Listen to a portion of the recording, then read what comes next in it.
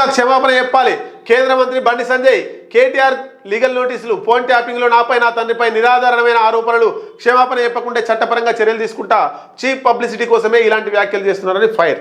ఇగో ఈయన ఒకటి, ఇంకొకరు ఉండేగా ఎవరు, మొత్తం మీద బీఆర్ఎస్లకు అసలు పని వచ్చిపెట్టి కొసరి పని మాట్లాడుతున్నారు. కేటీఆర్ ఏం మాట్లాడాలి ఈ టైంలో?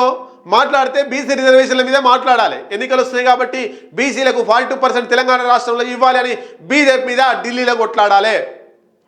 లేదు అంటే ఇప్పుడు ఎన్నికల కమిషన్ బీజేపీకి అనుకూలంగా మారింది. బీహార్లో 65 లక్షల ఓట్లు తీసేసింది. కర్ణాటకలో ఎంపీ సీట్లు అక్రమంగా ఓట్లు వేసుకొని గెలిచింది. వీటి మీద మాట్లాడాలి. ఈసీ బీజేపీ మీద మాట్లాడాలి. అవి పక్కకు పెట్టి బండి సంజయ్ నన్ను గిచ్చిండు, నేను కూడా గిచ్చుతా, ఆయన గిచ్చితే ఎర్రగా అయింది, నేను ఇంకా ఎర్రగా అయ్యేటట్టు గిచ్చుతా. ఇవే అవే రాజకీయాలు, పనికిరాని రాజకీయాలు. దమ్ముంటే రాజకీయాలు చేయాలి, లేకపోతే ఇంట్లో వండుకోవాలి. కేటీఆర్ మాటలు, కేసీఆర్ తెలంగాణ రాష్ట్రంలో భ్రష్టు పట్టించిండు మాటల విషయంలో. రేవంత్ రెడ్డి వచ్చి దాన్ని కొనసాగించిండు. కేటీఆర్ అన్నది తక్కువ తిన్నాడు, ఆయన అట్లే మాట్లాడుతున్నాడు. హూందాగా మాట్లాడడం నేర్చుకుంటారా బాబు అంటే ఎవడు నేర్చుకుంటలేడు. స్థాయికి తగ్గట్టు మాట్లాడమంటే ఎవడు మాట్లాడతలేడు. ఇష్టరాజ్యంగా ఇష్టం వచ్చినట్టు మాట్లాడుతున్నారు. ప్రజలకు వచ్చేది మాట్లాడుర్రి.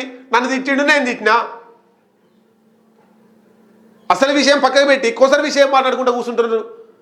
బండి సంజయ్ ఏ తోటలోంకా ఎవడు తేక్తుండే ఆయనను? బండి సంజయ్ తోటి కొట్లాడాల్సిన అవసరం. బండి సంజయ్ స్థాయి ఏంది, నీ స్థాయి ఏంది? ఇదే పోతుంది బండి సంజయ్ తోటి పెట్టుకుంటే.